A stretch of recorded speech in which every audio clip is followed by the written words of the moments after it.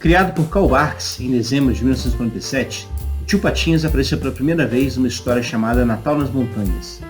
Nessa história, o Tio Patinhas era um velho barbudo, de óculos e razoavelmente rico, que andava curvado sobre sua bengala e vivia isolado numa grande mansão. Mais tarde, refletindo sobre essa história, Karl Barks afirmou o seguinte: Natal nas Montanhas foi apenas a minha primeira ideia para se criar um tio velho e rico. Eu o fiz muito velho e muito fraco. Descobri mais tarde que tinha que torná-lo mais ativo, não poder deixar um velho comum fazer as coisas que eu queria que ele fizesse. As histórias se desenvolveram, o Tio Patinhas também, e em 1969, aqui no Brasil, foi publicada uma história, originalmente publicada em 1950, chamada Meu Reino por uma Ampulheta, que é considerada a primeira HQ a mudar o foco das histórias do Pato Donald para o Tio Patinhas. E pela primeira vez, o Donald reconhece e declara que o seu tio é praticamente dono de Patópolis, ou seja, é o pato mais rico do mundo.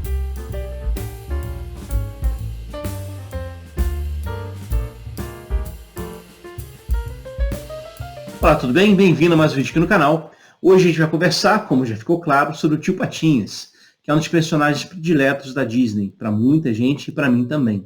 É claro que a gente pode também encontrar algumas críticas a fazer sobre ele, e esse aqui é o objetivo desse vídeo. Mas antes de a gente começar a tentar destruir a nossa própria infância analisando criticamente o Tio Patinhas, eu quero convidar você a se inscrever aqui no canal se você não é inscrito, e a dar o seu like também ao vídeo se você estiver gostando, e fazer os seus comentários. Você é muito bem-vindo nesse espaço. Tio Patinhas é hoje muito conhecido no universo dos quadrinhos e certamente ocupa espaço em muitas áreas para além dos quadrinhos. Então nós temos, por exemplo, brinquedos, temos jogos de tabuleiro diversos sobre Tio Patinhas, embora não tão bem elaborados ainda, são jogos antigos. Temos muitas animações, especialmente uma aqui que me vem à memória, e a música de abertura certamente marcou a infância de muita gente, DuckTales, Caçadores de Aventuras. Escute aí um pedacinho da música. Velhos castelos, belos duelos a céu, são os caçadores de aventura. Mas certamente é nas histórias em quadrinho que o Tio Patinhas se torna esse pato que a gente conhece como ranzinza, como muito rico, muito avarento, mas também que revela às vezes o coração de ouro muito generoso. Eu não vou falar aqui sobre todas as histórias do Tio Patinhas, mas eu quero chamar a atenção para uma história em que ele contracena com o professor Pardal, que também é outro personagem que eu gosto muito, que também fez a minha infância, e que é aquele personagem que inventa muita coisa, que cria muitas coisas. A história se chama Um Gênio de Bom Gênio. Você está vendo projetado na sua tela, e ela começa com o Pardal vendendo um dos seus produtos, e vendendo por 100 cruzados. Sim, nós já tivemos uma moeda chamada cruzados. A história é longa. E o Tio Patinhas observa essa venda, e aí pergunta ao que comprou o produto se realmente funciona. E ele diz: será um prazer demonstrá-lo. As cornetas emitem um zumbido em alta frequência para atrair o mosquito. E quando ele se aproxima, pimba. Fantástico, diz o Tio Patinhas. E aí o homem sai dizendo: era o que estava precisando para as minhas pescarias. E aí o Tio Patinhas decide então conversar com o Pardal, porque na leitura do Tio Patinhas, o Pardal está vendendo os seus produtos muito barato. Então ele chega lá dizendo: vendeu que ele mata os mosquitos por 100 cruzados? Ele diz: Tio Patinhas, acho que cobrei demais? Cobrou demais? Ora, você está brincando? Mas diga-me, quanto custou aquele aparelho para você? Aí o Pardal não sabe bem calcular, ele usou como espécie sobressalentes. Enfim, ele diz: olha, se eu cobrei demais, eu vou lá então devolver o dinheiro. Não, você cobrou de menos. E faz mal à minha alma econômica ver que praticamente dá de graça suas invenções.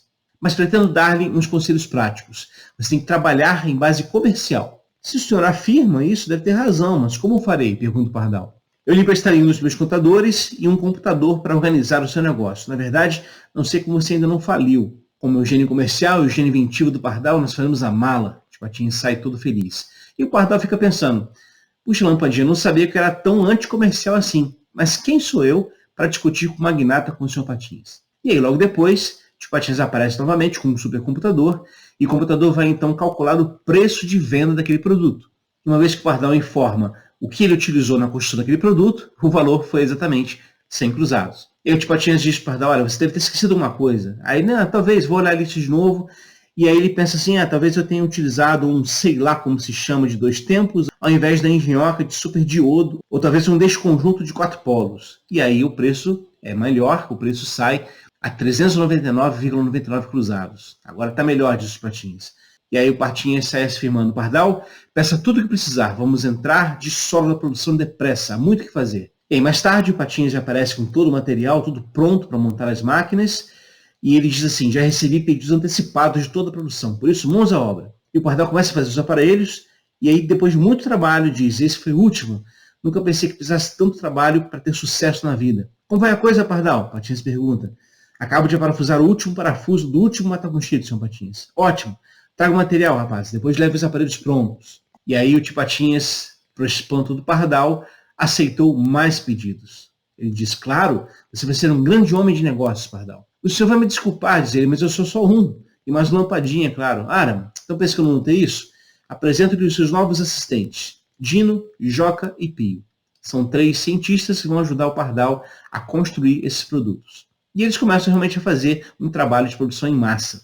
Só que aí, no dia seguinte, quando todos aqueles aparelhos já chegaram na casa dos clientes, o Pardal é acordado por uma gritaria do lado de fora.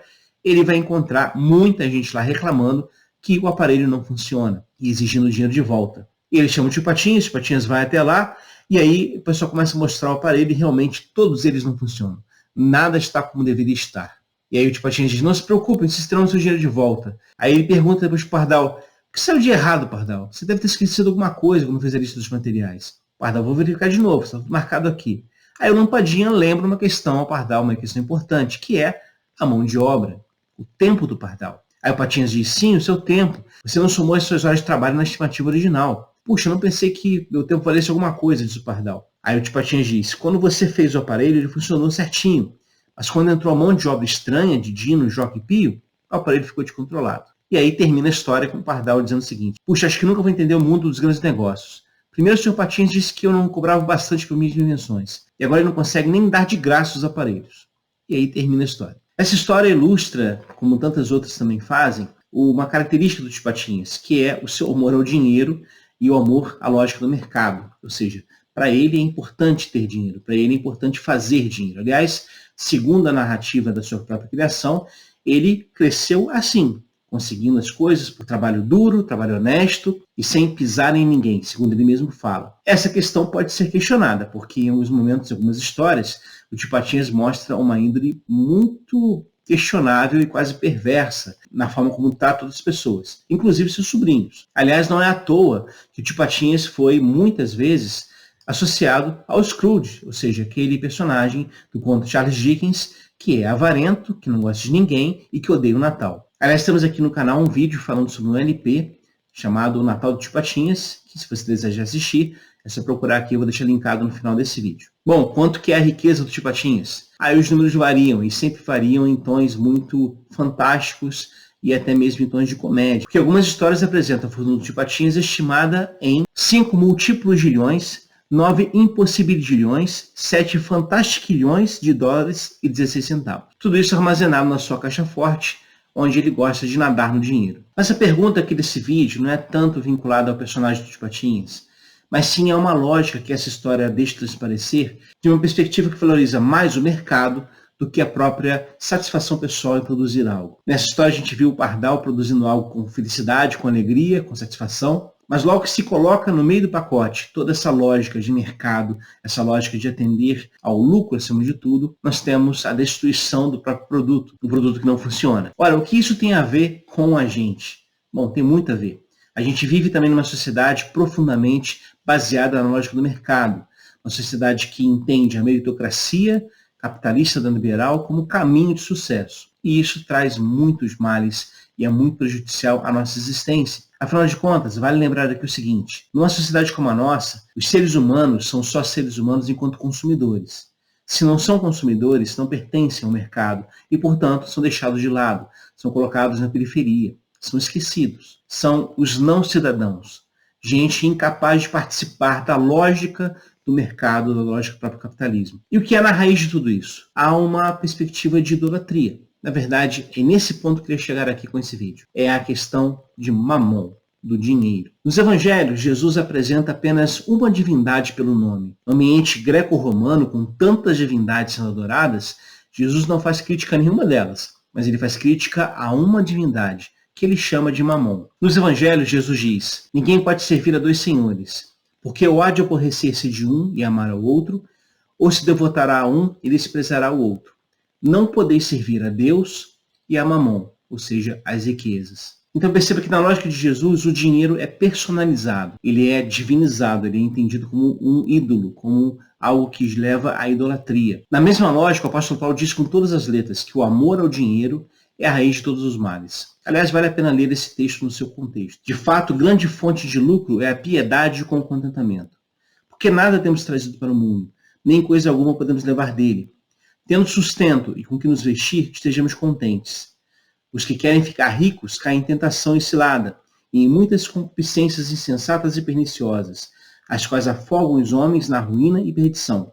Porque o amor do dinheiro é a raiz de todos os males. E alguns dessa cobiça se desviaram da fé e a si mesmos se atormentaram com muitas dores. Essa lógica ela é autodestrutiva. A perspectiva que coloca o mercado acima da vida é prejudicial a tudo, ao mundo, ao cosmos, à natureza e a nós mesmos. Afinal de contas, o que é a destruição sistemática da natureza, dos recursos da terra, senão o atendimento às exigências desse ídolo Mamon em troca da destruição sistemática do nosso planeta? Aliás, o único que temos para viver. Como se explica isso, senão por uma lógica idolátrica, que atende ao ídolo e aí no processo destrói o mundo e a si mesmo? Ora, é nesse sentido que precisaria então denunciar esse estado de coisas. O que se propõe aqui nesse vídeo, certamente, talvez seja uma utopia, talvez seja uma perspectiva irreal, uma idealização de uma sociedade justa e fraterna. Talvez, mas eu creio que é possível mudar o mundo para pelo menos nós percebermos o quanto mal essa realidade que nos cerca está fazendo a nós mesmos. É preciso mudar a nossa própria realidade. Sobre esse assunto, indico aqui um livro para vocês chamado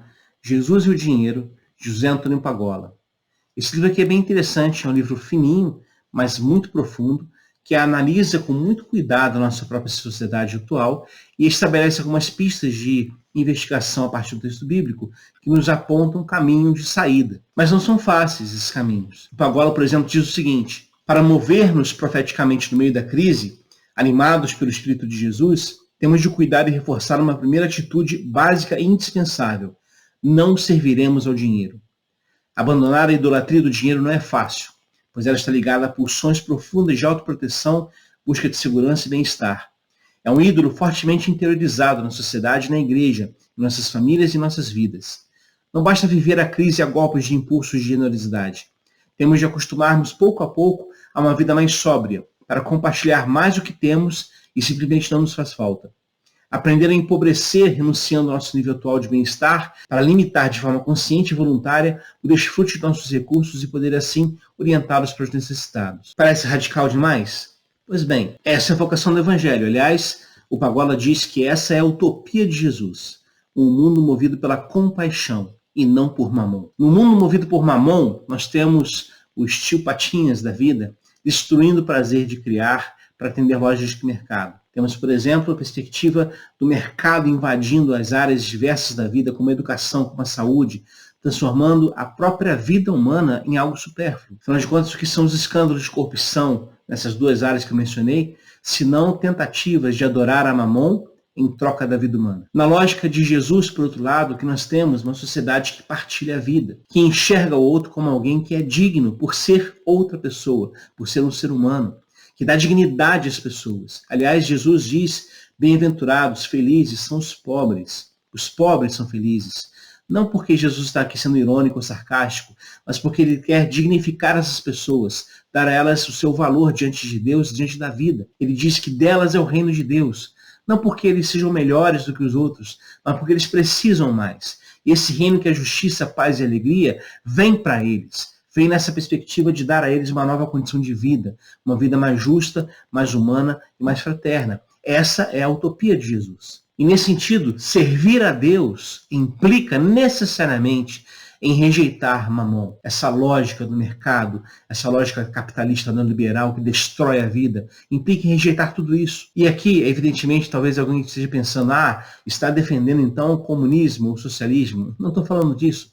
Isso porque a democracia e o capitalismo são coisas diferentes. É preciso afirmar a democracia, mas uma democracia que leve em conta como princípio básico e fundamental a vida humana, porque se não for assim, nós nos destruiremos rapidamente. Se não for assim, o mundo não terá chance. Se não for assim, as pessoas serão mortas. E aí, quando se perde o valor da vida humana, quando se estabelece a vida humana como algo a ser desprezado, a ser jogado fora, a poder passar fome e sede, quando se pensa assim em relação ao próximo, nós já nos desumanizamos e nos tornamos peças desse maquinário mercadológico a serviço de Mamon. O Tio Patinhas, nas histórias, de vez em quando, ele consegue se arrepender do que fez. Algumas histórias ele é muito perverso, como eu disse, mas em outras os argumentistas colocaram ele voltando atrás em algumas decisões e repensando a sua própria existência. E até mesmo avaliando o valor do dinheiro. Aliás, tem uma história em que o Tio Patinhas fica doente por causa do dinheiro. O dinheiro penetrou tão profundamente na sua pele que ele precisa se libertar do dinheiro,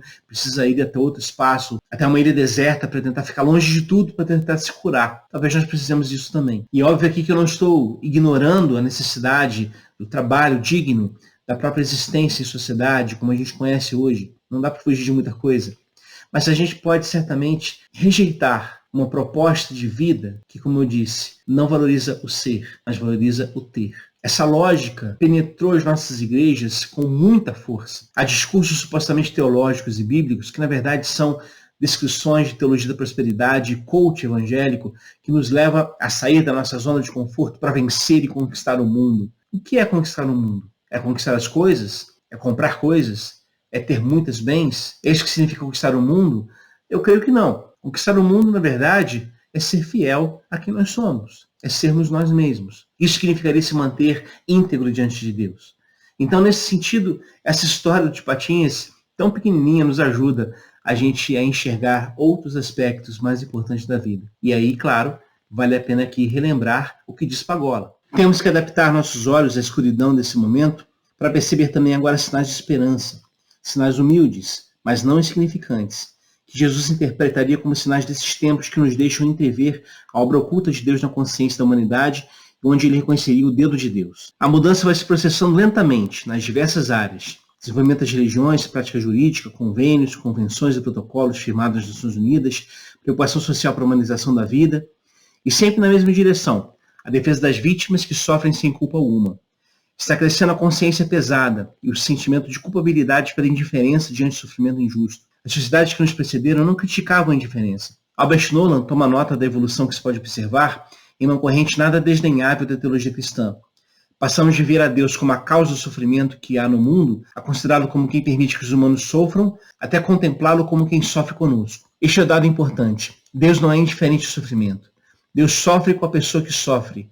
Deus nos interpela a partir das vítimas inocentes. Para um cristão, esse é o fato mais esperançoso, vai se tornando cada vez mais universal a preocupação por eliminar do mundo o sofrimento das vítimas. Essa é a lógica da plenitude do reino de Deus. É a lógica que nós buscamos toda vez que oramos ao Pai: venha a nós o teu reino, seja feita a tua vontade assim na terra como no céu. Orar essa oração do Pai Nosso nos implica necessariamente a busca pela implementação de um universo mais justo, mais humano, uma sociedade na qual possa existir a compaixão no lugar do lucro. Bom, é isso, pessoal. Espero que vocês tenham gostado de mais desse vídeo. Se você gostou, curta o vídeo, compartilhe o conteúdo, inscreva-se aqui no canal. E no mais, nós nos vemos aqui toda quinta-feira, todo domingo com vídeos novos. Um abraço, pessoal, e até a próxima.